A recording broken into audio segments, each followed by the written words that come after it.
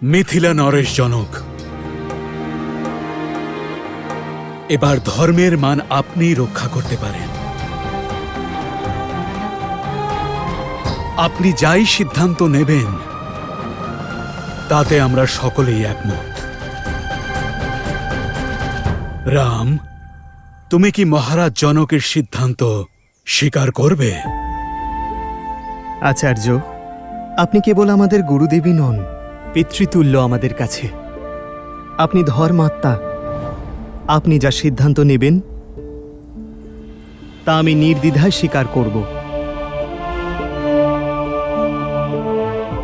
ভরত, তোমার কোনো আপত্তি নেই তো? না গুরুদেব।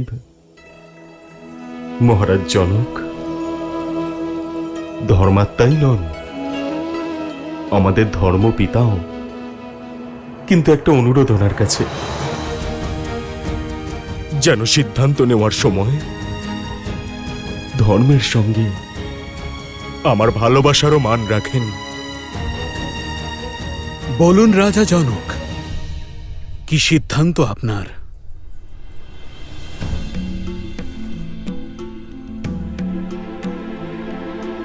কোনো সিদ্ধান্ত নেওয়ার আগে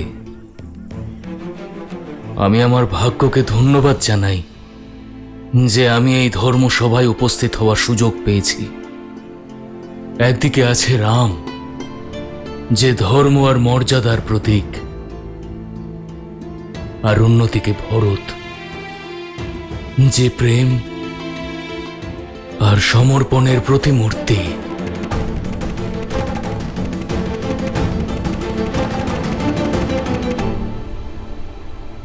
হে মহাদেব, এই সিদ্ধান্ত কঠিন। আমায় সৎবুদ্ধি দিন, পথ দেখান, যেন আমি সঠিক সিদ্ধান্ত নিতে পারি। হর হর মহাদেব।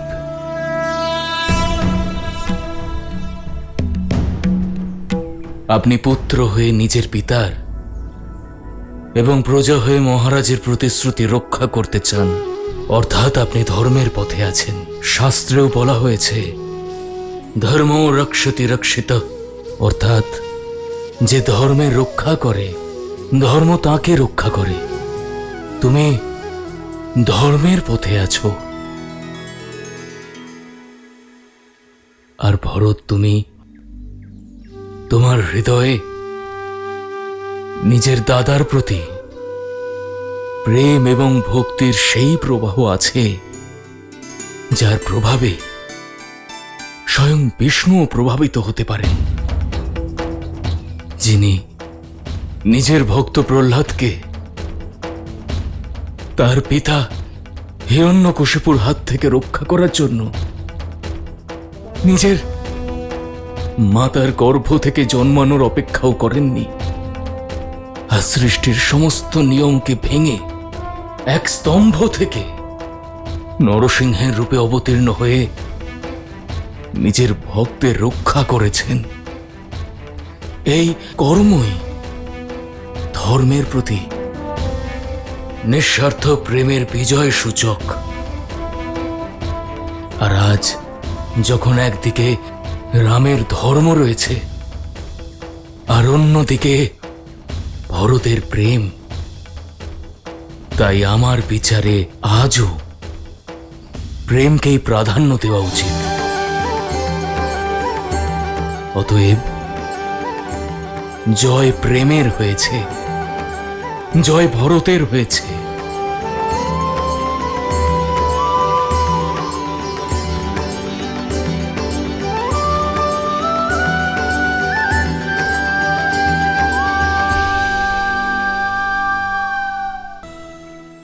তার মানে হচ্ছে আমি আমার দাদাকে অযোধ্যায় নিয়ে যেতে পারি, আমার ইচ্ছে পূরণ করতে পারি। ভালোবাসার নিজস্ব কিছু নিয়ম থাকে কুমার। ভালোবাসায় প্রথমে আমরা তাদের কথা ভাবি যাদের আমরা ভালোবাসি।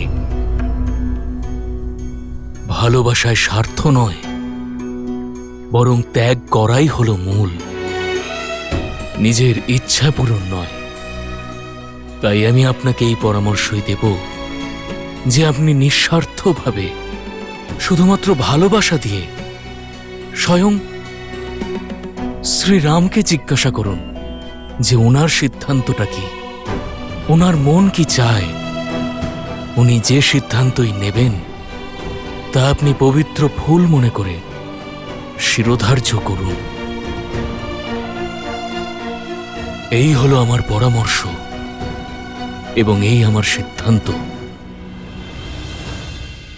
মহারাজা জনক, আপনাকে কোটি কোটি ধন্যবাদ। নিঃস্বার্থ প্রেমের প্রকৃত অর্থ আজ বুঝতে পেরেছি আমি। আর তার জন্য আমি সর্বদা আপনার কাছে কৃতজ্ঞ থাকব।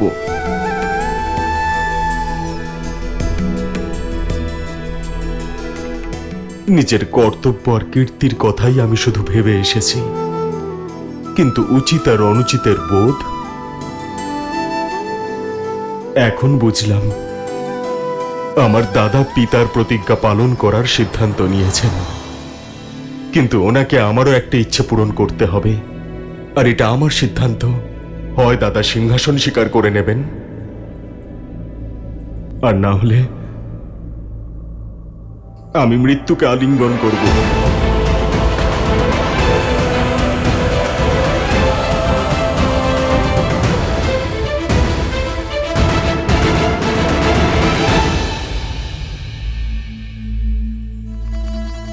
তোমার ভালোবাসা আমাকে দুর্বল করে দিচ্ছে ভরত। তুমি আমাকে অযোধ্যার রাজ সিংহাসনে বসতে দেখতে চাও তো? তাহলে ঠিক আছে, তোমার প্রসন্নতার জন্য আমি তা মেনে নিচ্ছি। সত্যি দাদা?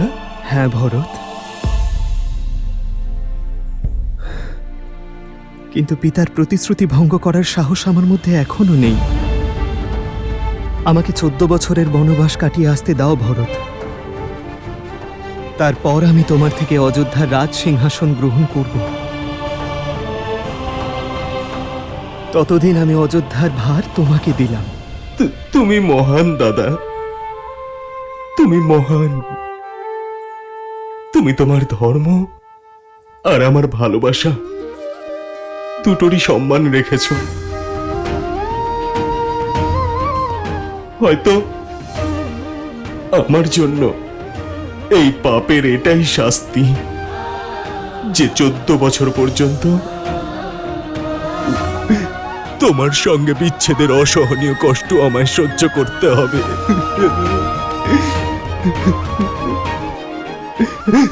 দাদা। ভরত,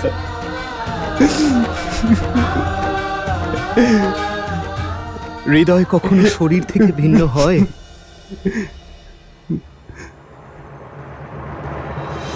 দাদা, তুমি যা বলছো আমি সব মেনে নিচ্ছি, কিন্তু আমি যদি তোমার কাছে কিছু চাই, তুমি কি সেটা আমায় দেবে?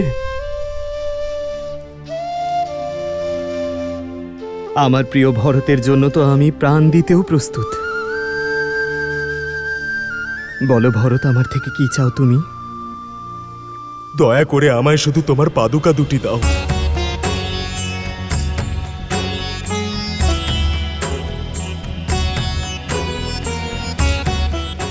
অযোধ্যার রাজ্যভার অনেক বড় দায়িত্ব। আর যেই সিংহাসনের উপর আমার দাদা রামের অধিকার রয়েছে, সেই সিংহাসনের উপর বসার দুঃসাহস আমি দেখাতে পারবো না। অযোধ্যা আর অযোধ্যার রাজ সিংহাসন তোমার প্রতীক্ষায় থাকবে। প্রতীক্ষার এই দিনগুলোতে তোমার চরণ পাদুকা দুটো রাজ সিংহাসনের উপর রেখে আমার কর্তব্য পালন করব।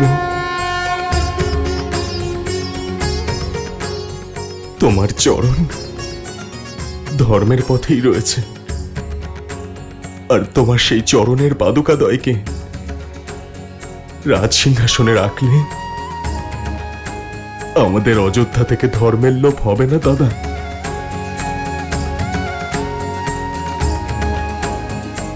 ভরত, তোমার এই ভ্রাতৃপ্রেম অমর থাকবে।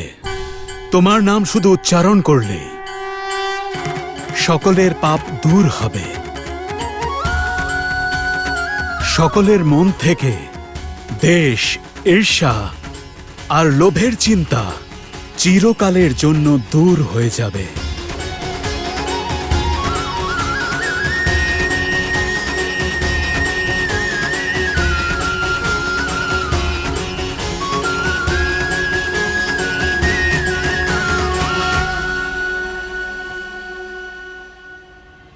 आदर्श और मर्यादा की है ये कथा महापावनम, काटे मद श्री से मिला दे श्रीमद् रामायणम, श्रीमद् रामायणम, श्रीमद् এর উপর নিজের পা রেখে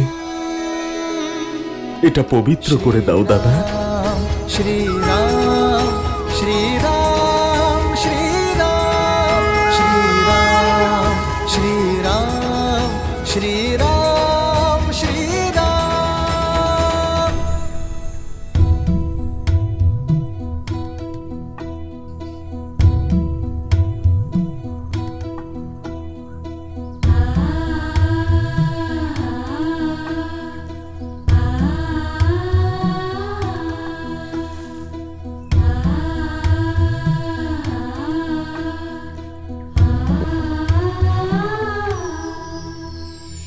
राम भक्त ले चला रे राम की निशानी, राम भक्त ले चला रे राम की निशानी, शीश पर खड़ाऊ अखियों में पानी, राम भक्त ले चला रे राम की निशानी। তোমার আদেশ পালন করছি আমি দাদা। জানি না কোন জন্মের পাপ ভোগ করব আমি এই 14 বছরের বিয়োগে, কিন্তু মনে থাকে যেন 14 বছর, শুধুমাত্র 14 বছর। যদি এক মুহূর্ত অযোধ্যাতে ফিরে যেতে তুমি দেরি করো, তাহলে এই ভরতের প্রাণহীন দেহ দেখতে পাবে তুমি।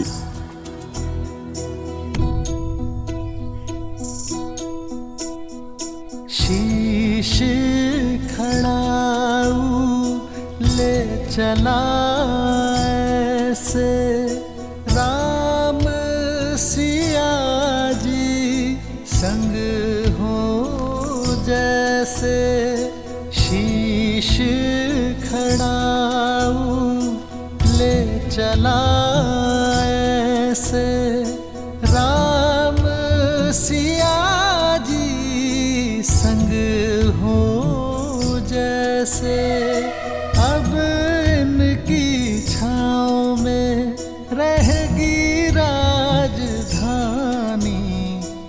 राम भक्त ले चला रे राम की निशानी, राम भक्त ले चला रे राम की निशानी।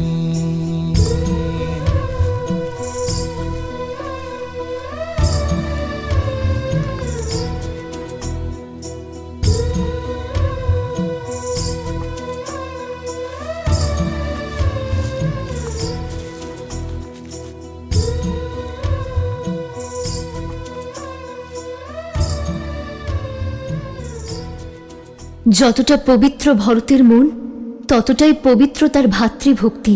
ভক্তি?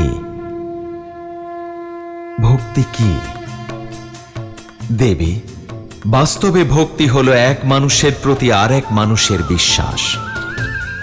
সেই বিশ্বাস যাকে সময় আর পরিস্থিতি বদলাতে পারে না। শ্রীরামের প্রতি ভরতের ভক্তি, ধর্ম আর সত্যের প্রতি বিশ্বাস তারই উদাহরণ। সেই বিশ্বাস যার কারণে মানুষ আপনজনের সঙ্গে, সংসারের সঙ্গে এমনকি নিজের সঙ্গে লড়াই করে। ভরতের শ্রীরামের প্রতি ভক্তি, তাঁর প্রতি বিশ্বাসী ভরতকে ভালোবাসা আর সম্মানের মূর্তি করে তোলে। সত্য বলেছেন আপনি। এমন ভ্রাতৃভক্তির কেউ কিভাবে শত্রু হতে পারে? ভরতের থেকে বড় ভক্ত এই সংসারে আর কেউই হতে পারে না। সত্য বলেছেন আপনি দেবী। বাস্তবে এই সংসারে ভরতের থেকে বড় কোনো ভক্ত নেই, কেবলমাত্র একজন ছাড়া। অর্থাৎ যেখানে একদিকে ভরত শ্রীরামের জন্য তার সমস্ত জীবন উৎসর্গ করলেন, সেখানে আরো একজনও ছিল যে কেবলমাত্র রামকে সেবা করার জন্য জন্মগ্রহণ করেছিল, যে ভক্তিতে ভরতের থেকে কম ছিল না, আর শক্তি ও সাহসে এই ব্রহ্মাণ্ডে অদ্বিতীয় ছিল। কে তিনি?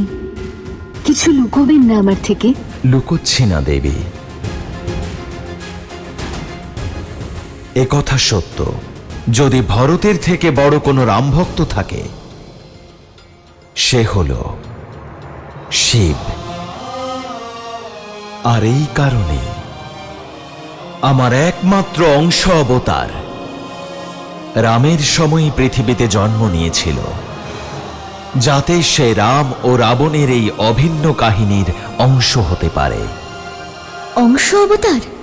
হ্যাঁ দেবী, আমার অংশ অবতার, যাকে এই সংসার কখনো ভালোবেসে, কখনো ভয় পেয়ে, আবার কখনো ভক্তিতে ভিন্ন ভিন্ন নামে তাকে ডাকবে।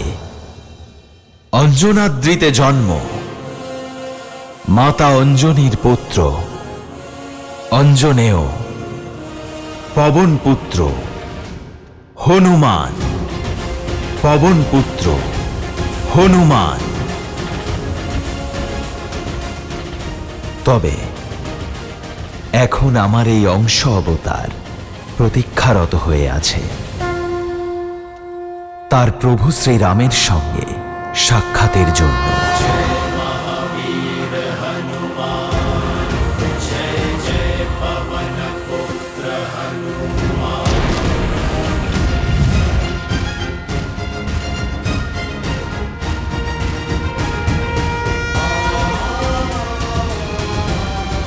রাম রাম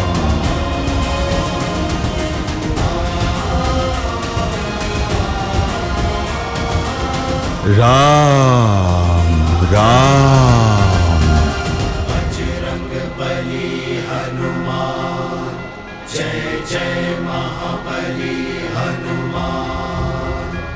রাম রাম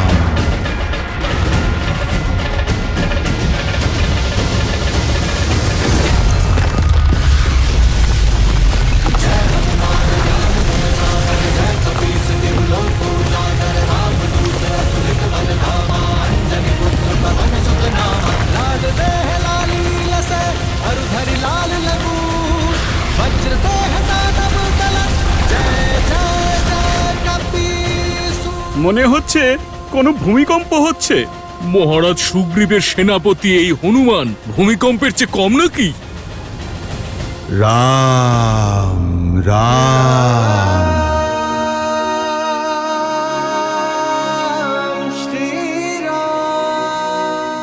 মনে হচ্ছে বুদ্ধিভ্রম হয়েছে আমাদের সেনাপতির।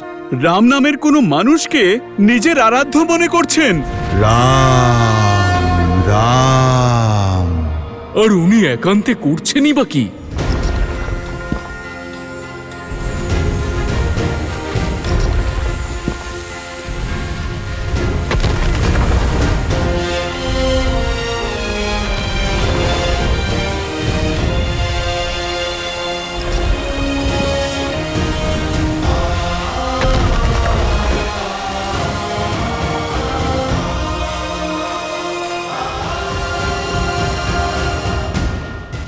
এই রাম নাম জপ করতে করতে উনি কি যে করবেন কে জানে।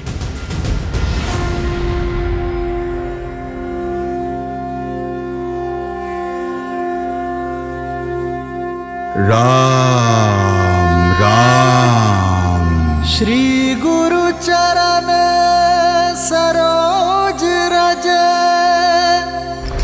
निज मनु मुकुरु सुधारी बरनौ रघुबर बिमल जसु जो दायकु फाल जारी।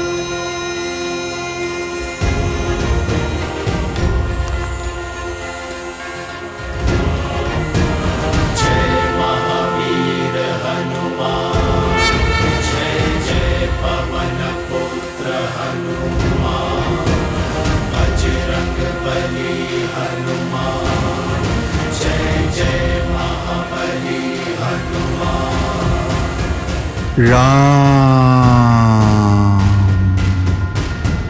जय हनुमान ज्ञान गुण सागर जय कपीस तिहु लोक उजागर राम दूत अतुलित बल धामा अंजनी पुत्र पवन सुत नामा। राम